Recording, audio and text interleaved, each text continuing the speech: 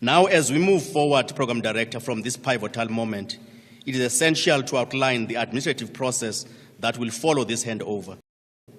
Once the Chief Justice has determined the date of the first sitting of the National Assembly and the National Council of Provinces, we will activate all necessary arrangements.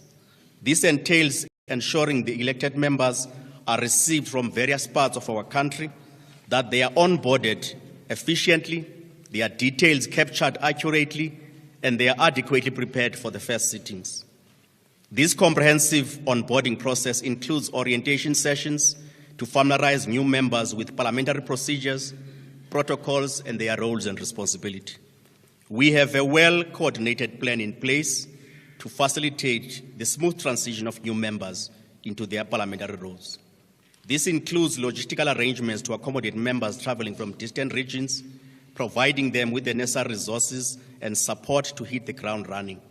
Our goal is to ensure that every member is equipped to contribute effectively from the outset, embodying the trust and mandate bestowed upon them by the electorate. In preparation for the first sittings, we have to ensure that all our systems are in place for the successful hosting of this critical session.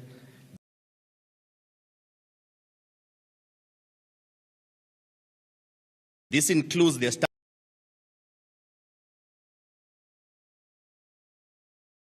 establishment of robust voting infrastructure to facilitate the seamless execution of the election of the new presiding officers of Parliament, that being the Speaker and the Chairperson of the National Council of Provinces, as well as the procedures for election of the President-elect of the Republic. We have also taken measures to ensure the security, transparency, and integrity of these processes, adhering to the highest standards of parliamentary procedure. Newly elected members will be inducted and oriented throughout a structured process designed to equip them with the essential knowledge and skills required for their roles.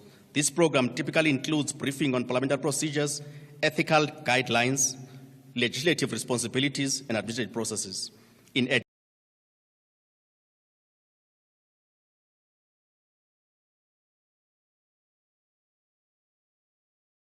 addition, new MPs participated in training sessions focused on effective communication, lawmaking, and constituency management. And this comprehensive approach by Parliament ensures that new MPs are well equipped to fulfill their duties effectively and efficiently from the offset. In conclusion, for the first sitting of both houses, Parliament has made all necessary arrangements to ensure a smooth transition. The venue for this significant event, the Cape Town International Convention Center, as we all know, Parliament does not have a facility that could accommodate this event due to the fire incident. It's been secured, providing an ideal setting for onboarding the new members of Parliament. Detailed plans are in place to facilitate this process, ensuring that all logistical and admin aspects are handled seamlessly. Esteemed Chief Justice, I assure you and all South Africans that we are fully prepared to meet the challenges and responsibilities that lie ahead. Our commitment is to uphold the values of our democracy, to serve the people of South Africa with dedication, and to ensure that their actual choices and voices are reflected in the Parliament for the next 5 years. Thank you once more for your trust and support. Together we will build a Parliament that truly represents the voices and choices of the people of South Africa, driving forward our collective aspirations for a prosperous and just future. I thank you.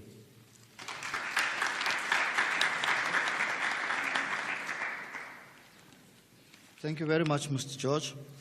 In keeping with our values of transparency, integrity, and accountability of the electoral process, I now call upon the Chief Justice to rise, as well as you, Mr. George. Chief Justice, may I hold that? And yes, the list. Over to you. Well, let me talk first.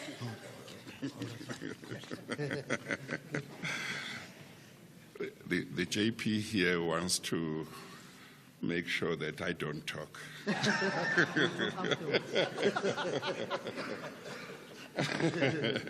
I can talk twice.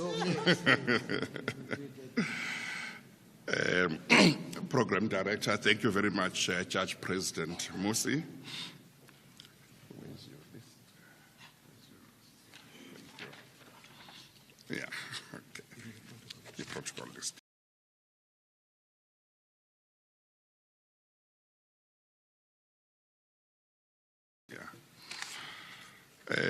Chairperson of the NCOP, Honorable Mr. Masondo, Chairperson of the Electoral Commission, Mr. Msoto Mwepe, and fellow commissioners of the IEC,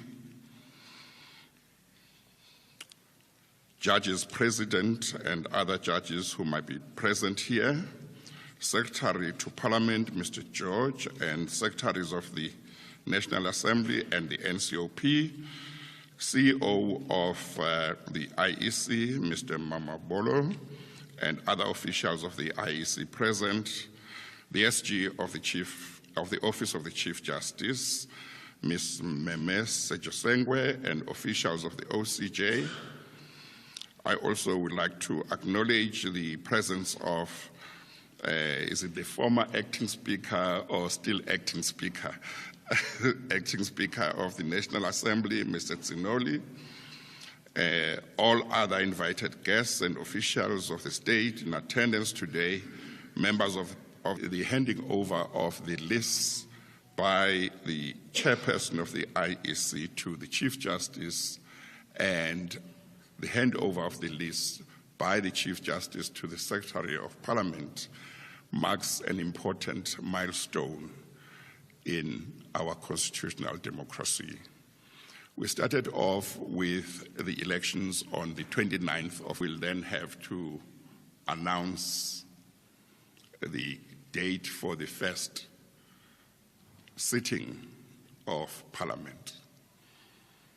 At least now that the list is here, one knows who will be convened, who will be members of Parliament who will convene on the first day of the sitting.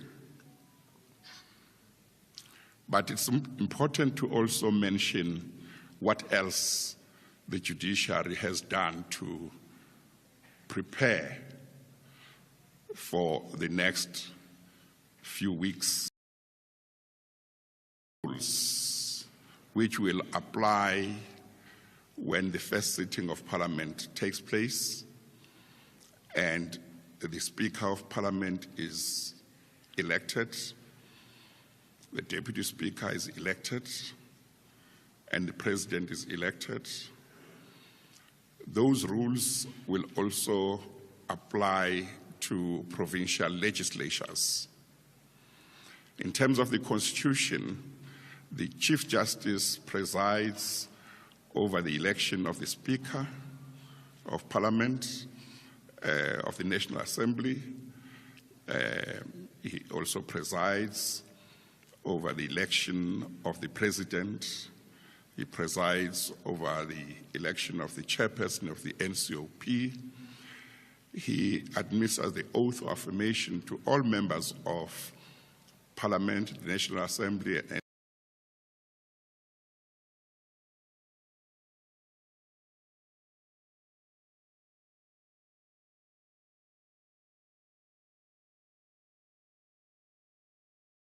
NCOP, but he also is given the task